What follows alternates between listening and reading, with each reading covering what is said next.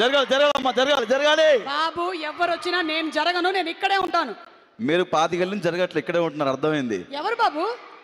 Railway station అన్నారు, RPF అన్నారు, railway protection force. yes Ravi Teja గారు ఇందులో క్యారెక్టర్ రైల్వే ప్రొటెక్షన్ ఫోర్స్. అవును, రవితేజ గారు రైల్వే ప్రొటెక్షన్ ఫోర్స్ నాకు తెలుసు. నువ్వేంటి? రైల్వే స్టేషన్ అంటే మినిమం కూలీ ఉండాలి కదండి. ఓహ్, కూలీ కూలీ కూలీ. కూలీ. సుమ గారు, మీకు విషయం చెప్పాలండి. ఏంటి? నేను రవితేజ గారికి వీరాభిమాని అండి, పెద్ద ఫ్యాన్. అక్కడ ఎంతమంది అభిమానులు ఉన్నారో చూడు, రవితేజ గారి అభిమానులు. నువ్వు రవితేజ గారు నిజమైన అభిమానివైతే గుండెల మీద చేయి పెట్టుకొని రవితేజ గారి డైలాగ్ చెప్పు చూద్దాం. గుండెల మీద చేయబెట్టుకోండి. ఓకే, చెప్పు. చావంటే భయపడడానికి గల్లీలో తిరిగే గూండాల కొడుకులు అనుకున్నారు. ఓకే, రాథోడ్, విక్రమ్ సింగ్ రాథోడ్. అర్థమైంది. మాస్ మహారాజా. అర్థమైంది అర్థమైంది. అవును, ఈ సూట్ కేసు ఏంటి, ఎవరిది? ఇంకో 2-3 సూట్ కేసులు ఉన్నాయి మేడం, అది మనదే. అంటే మైక్ పట్టుకోవడానికి ఖాళీ లేదని చెప్పేసి ఒకటే తెచ్చాను. ఇది రవితేజ దగ్గర లగేజ్ అండి.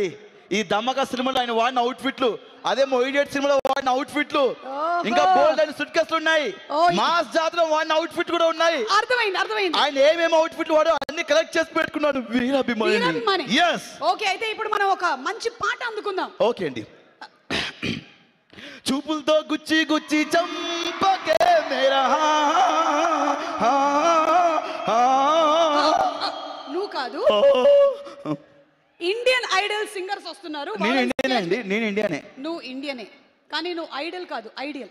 ఓహో. సో ఇప్పుడు మన ఇండియన్ ఐడల్ సింగర్స్ వచ్చేస్తున్నారు, వాళ్ళని స్టేజ్ మీదకి ఆహ్వానించేద్దాం కదా. వచ్చేయండి. Let's go. Mass Maharaja Raviteja.